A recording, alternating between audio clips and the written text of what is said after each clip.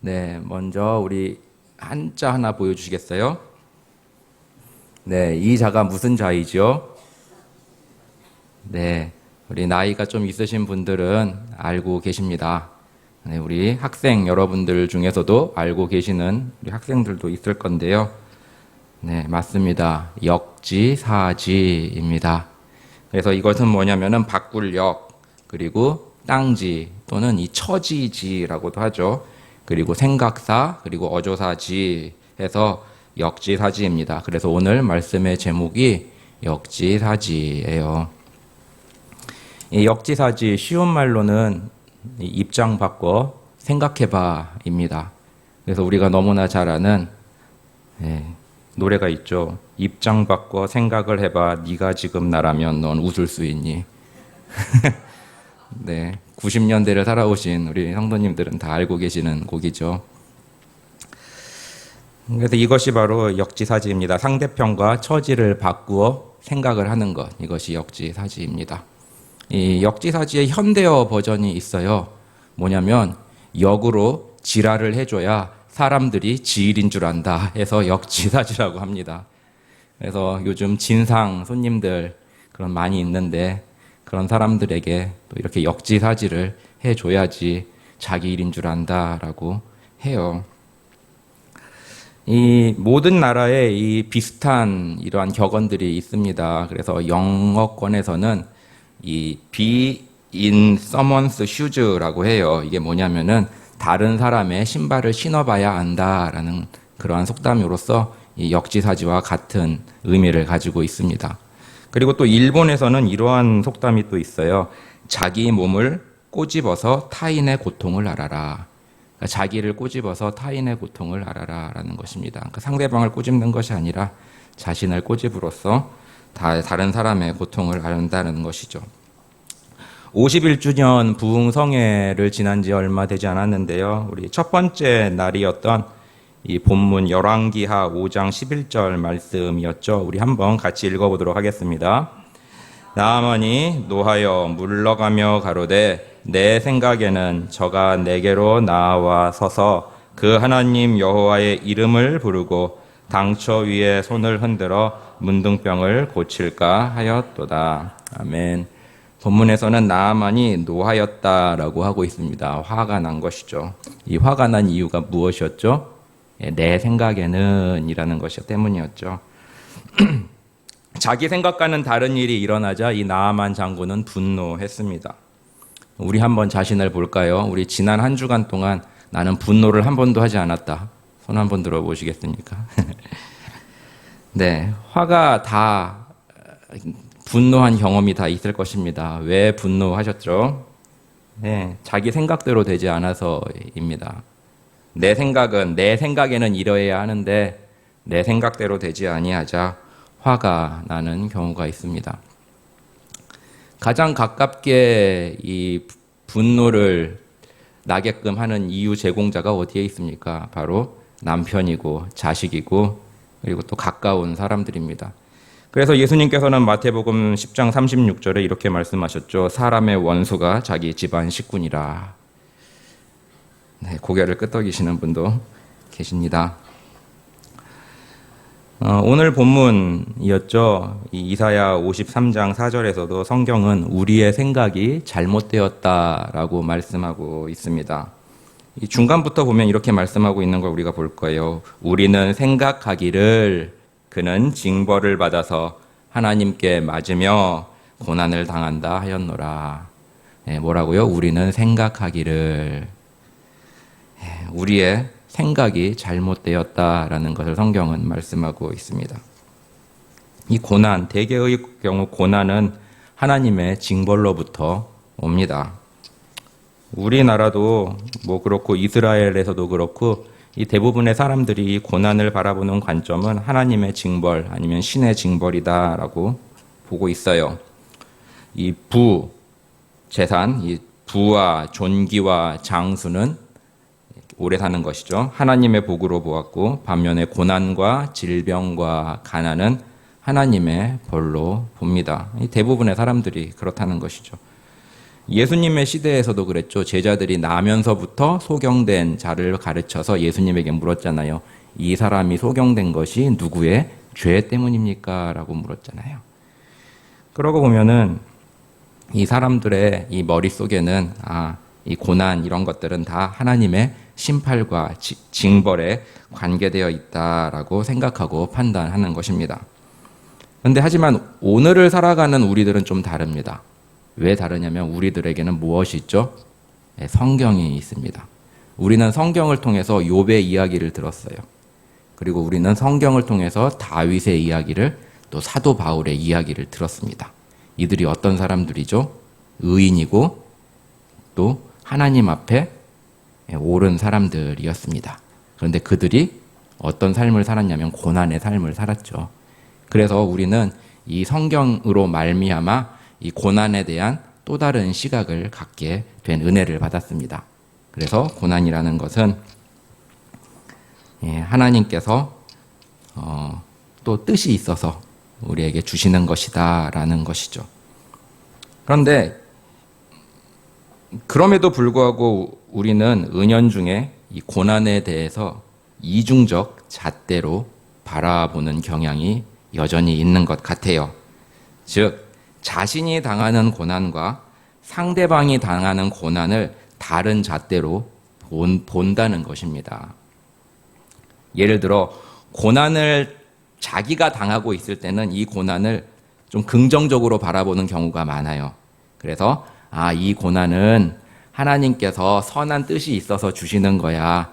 내가 잘 되라고 주시는 거야. 이 고난이 지나면 좋은 것이 있을 거야. 이 고난은 나를 단련하시고 훈련시키는 그런 고난이야 라고 하면서 자신의 고난을 그렇게 받아들이는 관점으로 대부분 봅니다. 반면에 다른 사람이 고난을 당하고 있는 걸 보면은 하나님께서 징계의 막대기를 드신 거야. 아이고, 그렇게 말로 해도 안 듣더니 꼴 좋다. 드디어 하나님께서 깨달으라고 매를 드셨구나. 이렇게 징계 또는 깨달음의 막대기로 바라보는 것이 우리의 모습입니다. 그래서 고난을 당할 때, 본인이 고난을 당할 때는 본인을 바라볼 때는 욥의 입장에서 바라보고, 상대방이 고난을 당하면은 욥의 새 친구들처럼 바라보는 그러한 모습이 우리 가운데 은연중에 있다라는 것이죠. 이렇게 고난을 이중적인 잣대로 바라보는 이유가 무엇일까요? 바로 자기 사랑 때문입니다. 우리는 지독하게 자기 사랑에 강한 존재들이에요.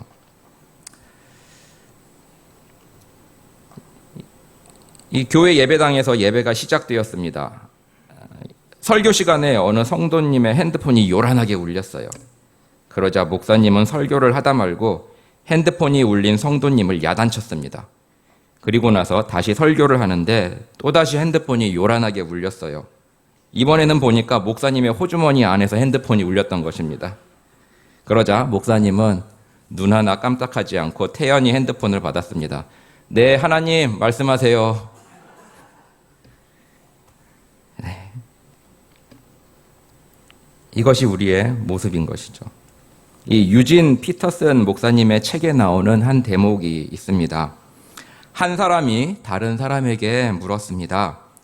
예수님 믿고 제일 어려운 게 뭐냐? 그러자 그 사람이 대답했습니다. 교회야. 어떠세요? 예수님 믿고 제일 힘든 게 뭐냐? 라고 하자 상대방은 교회가 제일 힘들어 라고 대답을 했다는 것입니다. 공감이 가실 것입니다.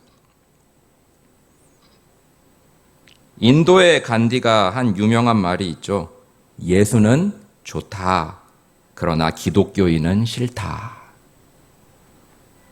간디가 영국에 유학생으로 있었을 때 이 기독교인이라고 하는 영국 사람들로부터 받은 차별과 좋지 않은 모습으로 인해서 그는 상처를 받았다라고 합니다.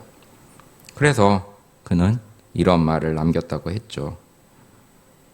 또 가나안 교인들을 볼까요? 이 가나안 교인들이 교회에 나오지 않는 이유도 이와 비슷합니다.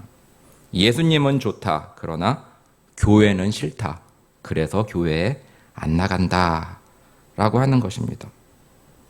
이 교회 안에서의 상처들로 인해서 교회를 떠나는 것이지요. 우리는 어떻습니까? 우리도 교회 안에서 은연중에 서로에게 상처를 주고 받습니다. 이런 말이 있죠. 교회 안에서 상처 받은 사람은 많아도 상처 준 사람은 없더라. 네. 여기 상처 받으신 분 많이 계시죠? 근데 본인이 상처를 줬다. 거의 없을 겁니다. 난 상처 준 일이 없는데. 생각해보면 그렇게 주고받은 상처들이 어쩌면 이 나만 장군의 내 생각에는 에서 비롯된 것이 아닐지도 모릅니다. 내 생각에는 이걸로 말미암아 우리는 서로에게 상처를 주고받고 하는 것이죠. 이 미국의 무디라는 기독교 잡지가 있는데요. 거기서 이 현대 교회를 병들게 하고 망하게 하는 몇 가지 요소를 발표한 적이 있습니다. 6가지 정도 있는데 제가 한번 읽어드릴게요.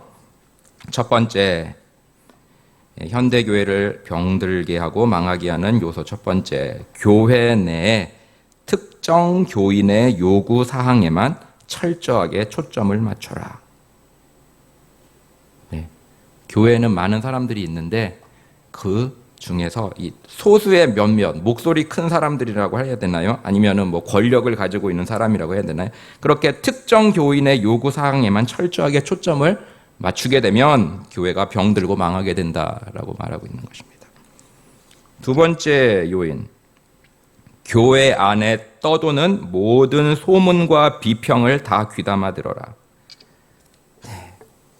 이 나쁜 소문들, 나쁜 이 가십거리들, 이런 것들 흘려보내야 되는데 그거를 다 유심하게 듣는 것, 이것들이 교회를 병들게 하는 것입니다. 세 번째, 목회자의 약점만 찾아내 이야기하라. 이야기할 게 얼마나 많아요. 그런데 목회자의 약점만 찾아내서 이야기하는 것, 이것이 병들게 하는 것이죠, 교회를. 그다음 네 번째, 불평, 불만의 씨를 마음속 깊이 간직해두라. 네, 불평과 불만의 씨를 마음속에 간직해두는 거예요, 계속. 그러다가 그냥 뻥 터트리는 거죠. 그다음 다섯 번째, 공중 기도 시간, 이 대표 기도 시간이죠. 이 공중 기도 시간을 통하여 교회에 대한 불만을 다 토해내라. 이렇게 세워서 기도인도 하시라고 세워놨는데 여기서 막 이거 비판, 저거 비판, 은연중에 돌려서 비판, 이렇게 하는 것들, 이게 병들게 한다는 것입니다, 교회를. 그 다음에 여섯 번째, 수단과 방법을 가리지 말고 항상 이기기에 힘써라. 이렇게 논쟁이 붙었거나 아니면 서로 의견이 충돌이 됐으면은 무조건 이기도록 해야 된다. 이게 바로 교회를 병들게 하는 것입니다. 이런 6가지 요소들을 보면은 그 근본에는 무엇이 있죠? 내 생각에는 이라는 이것이 바로 그 근본에 깔려 있습니다. 내 생각이 옳다라고 믿으면 그것을 강하게 밀어붙이는 거예요. 반면에 내 생각과 맞지 않아? 그러면은 교회에 온갖 나쁜 소문과 비평거리를 막 뿌리고 다니는 것입니다. 또 내 생각에는 목회자는 이러이러해야 해. 근데 거기서 좀 벗어난다 싶으면은 또 내 생각과는 다르니까 그것은 잘못되었다고 비판하며 그것을 약점으로 잡는다라는 것입니다. 이 불평, 불만의 그 씨앗도 어디서 나오나요? 내 생각에는 에서 나오는 것입니다. 이 차들이 북적거리는 이 시내 사거리에서 한 여성 운전자가 그만 시동을 꺼뜨리고 말았습니다. 여자는 다시 출발하려고 애를 썼지만 진땀만 날 뿐 잘 시동이 걸리지 않았습니다. 그녀의 뒤에서 성질 급한 택시기사가 신경질적으로 경적을 울려대고 있었습니다. 그녀는 마침내 차에서 내려 뒤로 걸어갔습니다. 저 죄송해요. 저 정말 죄송해요. 시동이 안 걸려서 그러는데 좀 도와주시겠어요? 아저씨는 경험이 많으시니까 충분히 하실 수 있을 거예요. 그 대신 제가 택시에서 경적을 누르고 있을게요.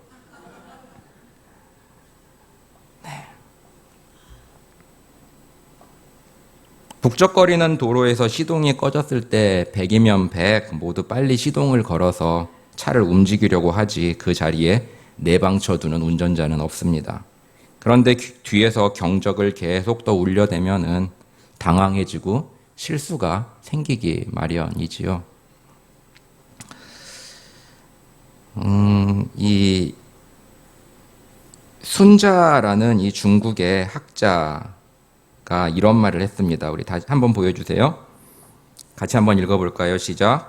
자기를 헤아리는 기준으로는 목수가 목줄을 놓듯이 하고 남을 대하는 기준으로는 사공이 배를 젓듯이 하라. 네, 잠깐 보여주시고요. 네, 순자는 이 맹자, 공자, 순자 그 시대의 사람입니다. 그는 이렇게 말했어요. 자기를 헤아리는 기준으로는 목수가 목줄을 놓듯이 하라. 이 목줄이라는 것은 이 먹을 머금은 줄입니다. 옛날에는 이런 줄자 같은 것이 잘 발달되어 있지 않았기 때문에 이 실에 먹을 묻혀가지고 팽팽하게 잡아당긴 다음에 그걸 위에다가 놓고 탱 탱기면은 똑바로 선이 가지죠. 그러니까 자신을 헤아리는 기준으로는 그렇게 반듯하게 하지만 남을 대하는 기준으로는 사공이 배를 젓듯이 하라. 배려하라는 것이죠. 멀미는 혹시 하지 않을까? 혹시 또 물에 빠지게 되진 않을까? 이렇게 말이죠. 전에 이 아산병원의 한 간호사의 죽음으로 세상이 떠들썩한 적이 있었습니다. 2022년 작년 7월 24일 일요일 아산병원에서 한 간호사가 근무 중에 새벽에 뇌출혈로 쓰러졌습니다. 문제는 이것이었어요. 아산병원에 근로하는 그 간호사인데 아산병원에서 수술을 해주지 않고 서울대병원으로 보내버린 것입니다. 그래서 골든타임을 놓쳤다는 것이에요. 그래서 아무튼 세상을 떠났습니다. 그러면서 만일 그 간호사, 그냥 일반 평간호사가 아니라 아산병원의 병원장이나 부원장이 그렇게 쓰러졌다면은 아산병원에서 서울대병원으로 굳이 보냈겠느냐라는 것입니다. 그래서 여기에서 동조해 수많은 사람들이 이 아산병원의 비난의 화살을 쏘아댔죠. 그런데 사건의 전말은 다음과 같았습니다.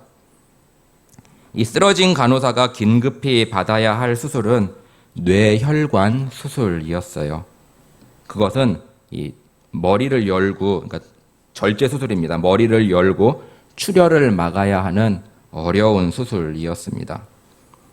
문제는 우리나라 빅5에 해당하는 병원에서 빅5 하면 서울대, 아산병원, 세브란스 이런 빅5 근무하는 이 뇌혈관 외과 교수는 기껏해야 병원당 2명에서 3명이라고 한다는 것입니다.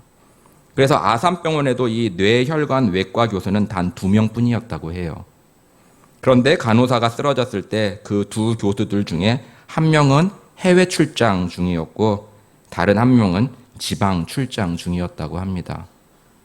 그래서 아산병원에서는 자기 병원 간호사를 어떻게든 살려보려고 해서 병원들을 수소문했고 그나마 서울대에 집도할 수 있는 의사가 그나마 그때 나올 수 있는 상황이어서 그리로 보냈다라는 것입니다. 우리보다 선진국인 프랑스나 영국, 미국에서조차도 이 뇌출혈이다라고 하면 대개는 죽음이고요. 다행히 살릴 수 있다 하더라도 평생 반신불수로 살아가는 것으로 보고 있다고 합니다. 혹자들은 그러면 우리나라 의사 정원을 늘리면 되지 않느냐라고 말하기도 하는데 의대생들은 이 가장 노동 강도가 센 분야인 이 뇌혈관 외과에 지망하지 않는다고 합니다. 왜냐? 빅5인 병원에서조차도 2명 또는 이 3명이 365일을 퐁당퐁당으로 당직을 서야 하며 1년의 휴가일을 제외하고는 기계처럼 일해야 한다고 합니다. 그러니 나이 50 먹고도 그 일을 계속해야 한다는 것을 한다면 누가 그 분야로 지원을 하겠느냐라는 거예요. 사실 외국에서 살아보신 분들은 아시겠지만 우리나라의 의료 서비스는 세계 최고입니다. 이 프랑스만 하더라도 MRI를 찍으려면 기본 3개월은 기다려야 한다고 해요. 그런데 우리는 정말 최고의 의료 서비스를 가지고 있지만 거기에 우리는 감사할 줄 모르는 것도 어느 정도 있는 것이겠죠. 많은 사람들이 하나님을 원망하고 신앙에 실패하는 이유도 이와 비슷하다고 생각할 수 있습니다. 즉, 전후 좌우 살피지 않고 오로지 내 생각에는 이라는 관점에서 하나님을 바라본다는 거예요. 마치 전후 좌우 보지도 않고 살펴보지도 않고 아산병원을 비평했던 많은 사람들처럼 말이죠. 이 제레미야 버러스는 이렇게 말했는데요. 한번 같이 읽어볼까요? 보여주세요. 같이 읽겠습니다. 세상의 것을 사랑하는 사람은 하나님을 단지 이 세상에서 온갖 좋은 것을 제공하시는 분으로만 이해한다. 그는 하나님의 역할은 그저 논밭의 곡식을 자라게 하시고 항해가 성공리에 끝나도록 도우시는 것이라 생각한다. 잠깐 보여주시고요. 세상에 속한 사람들, 교회에 있지만 세상에 속한 사람들은 하나님을 보는 관점이 다 자기를 위한 하나님으로 본다는 것입니다. 그래서 그것이 다 설령 안 되거나 좀 비뚤어지면은 하나님을 버린다라는 것이죠. 이 C.S. 루이스라는 분을 아실 것입니다. 그분이 쓴 책 천국과 지옥의 이혼이라는 책이 있어요. 이 천국과 지옥의 이혼인 이것은 소설인데요. 이 소설을 통해서 C.S. 루이스가 말하고자 하는 바는 이것입니다. 이 천국과 지옥의 선택은 그 영혼에게 달려 있는데 대부분의 사람들이 천국을 돌아보고 나서는 다시 지옥으로 돌아간다라는 것이 이 책의 요지입니다. 무슨 말일까요? 천국을 보았는데 사람들이 다시 지옥으로 돌아간대요. 이러한 대목이 있습니다. 내 아들을 내놔요. 안 들려요? 내 아들 내놓으라고요. 여기 법칙이나 규칙 따위는 관심도 없어요. 엄마와 아들을 갈라놓는 하나님 같은 거는 믿지 않는다고요. 내가 믿는 건 사랑의 하나님이에요. 나와 내 아들을 떼놓을 권리를 가진 존재는 하나도 없어요. 하나님이라고 해도 안 돼요. 그 애는 내 거예요. 알겠어요? 내 거라고요. 나는 사랑의 하나님만 믿는다고요. 네, 한 어머니의 독백입니다.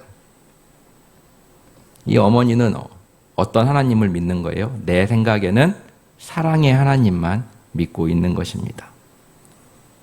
천국의 법칙이나 규칙 따위에도 관심이 없어요.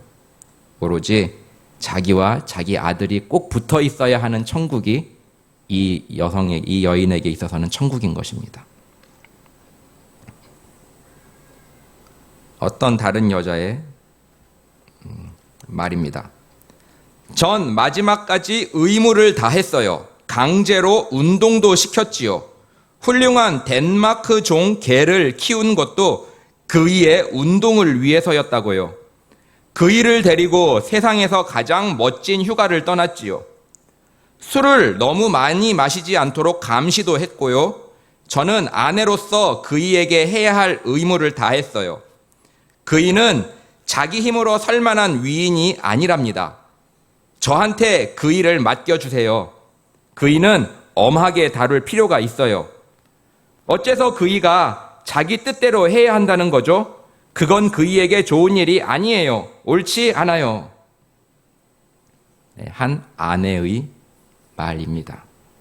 이 아내에게 있어서 천국은 남편이 자기 휘하에 있어서 자기가 주무르고 자기가 해야 하는 대로 하는 그 남편이랑 같이 사는 것이 천국입니다. 그래서 남편이 자기 뜻대로 할 수 있는 그런 천국은 그녀에게 있어서 천국이 아닌 거였어요.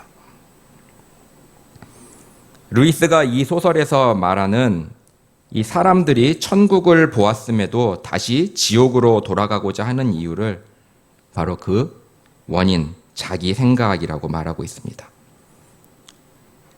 다른 말로는 자기 집착이라고 부릅니다.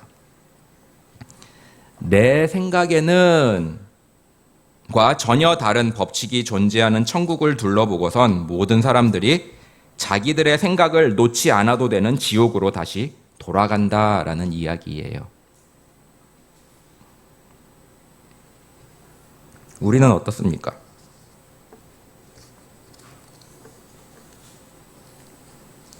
교회 안에서 우리는 별의별 꼴을 다 보고 다 겪게 됩니다. 우리가 생각하는 것과는 완전히 다른 일들이 일어나곤 합니다. 그럴 때 우리는 분노하게 되기도 하고요. 또 상처를 주고 받게 되기도 합니다. 이럴 때 우리가 붙잡아야 할 것은 바로 말씀에서 말하는 것, 바로 교회는 하나님께서 친히 세우신 곳이다. 교회는 그리스도의 몸이다. 그리고 그리스도가 교회의 머리가 되신다라는 그 진리를 붙잡아야 합니다. 교회 안에는 어중이 떠중이 아무나 있는 것 같아 보이지만 하나님이 허락하시지 않으시면 그 어느 누구도 교회 안에 들어올 수 없습니다. 하나님께는 우연이 없어요.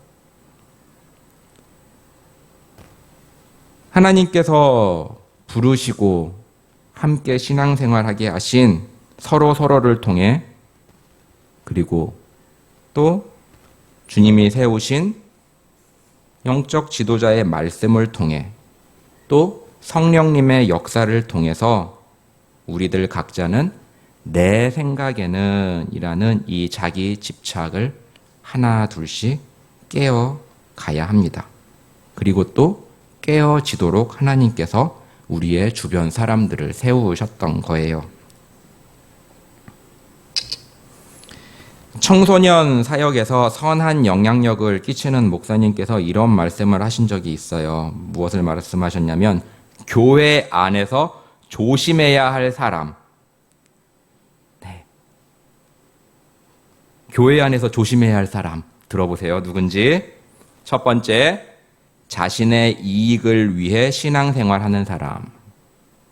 자신의 이익을 위해. 두 번째, 피해자 코스프레 하는 사람.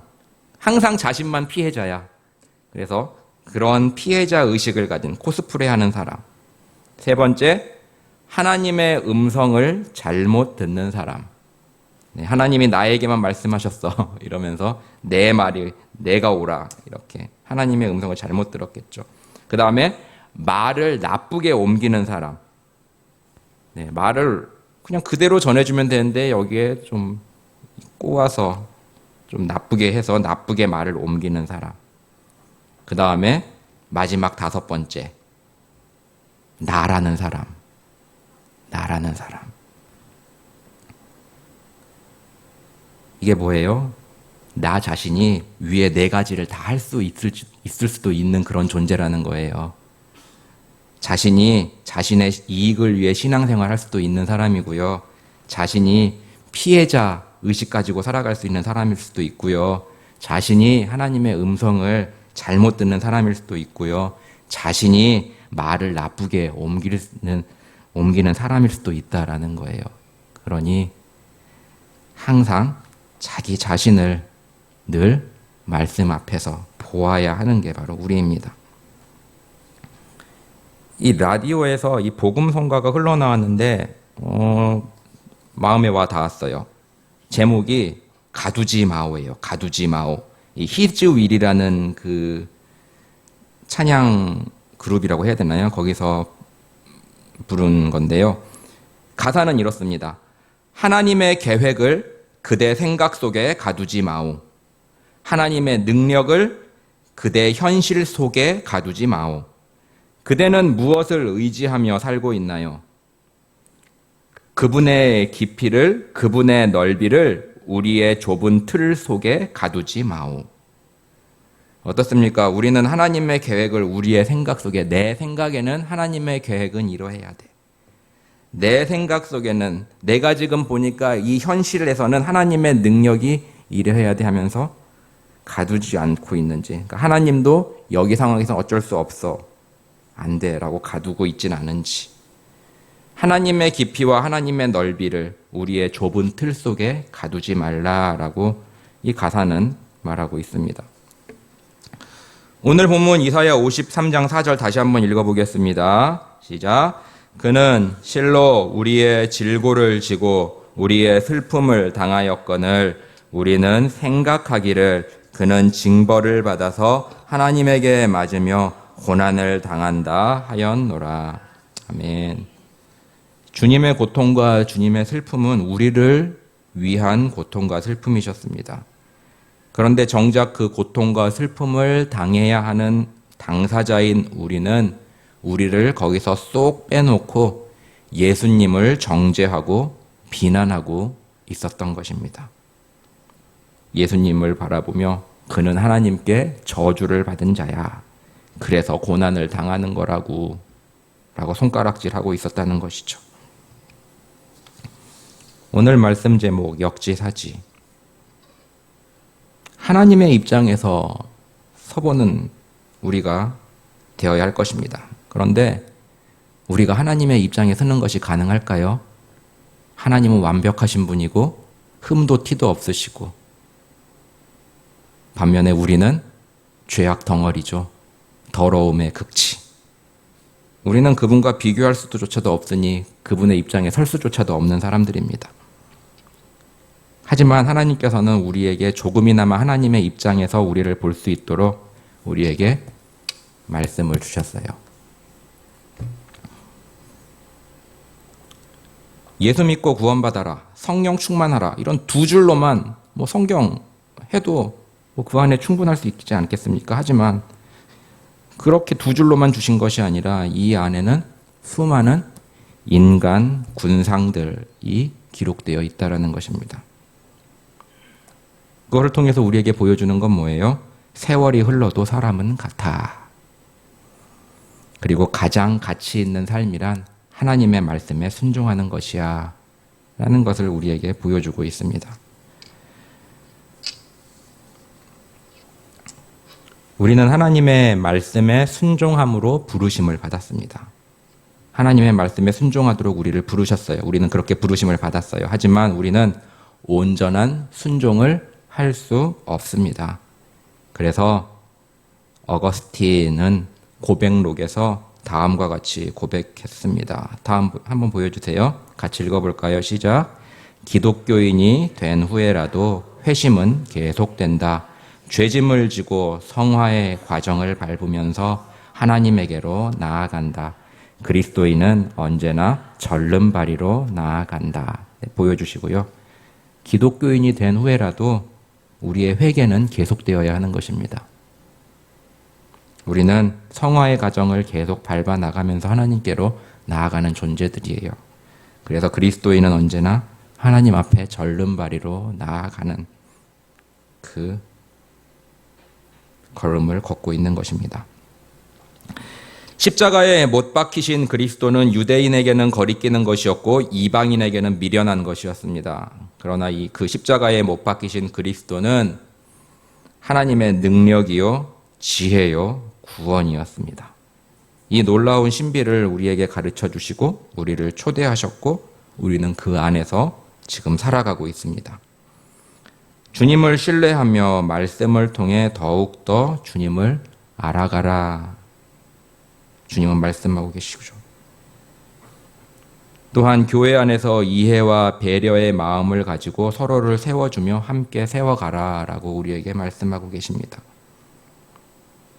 하나님의 능력이요, 지혜요, 구원이신 그리스도. 그 그리스도의 백성이요, 또 자녀가 되는 그 놀라운 은혜를 우리가 받았습니다. 그 은혜 가운데 우리는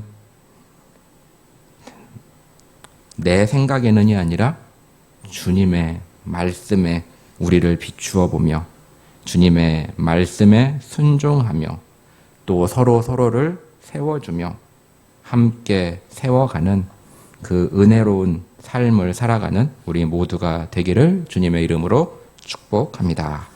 아멘.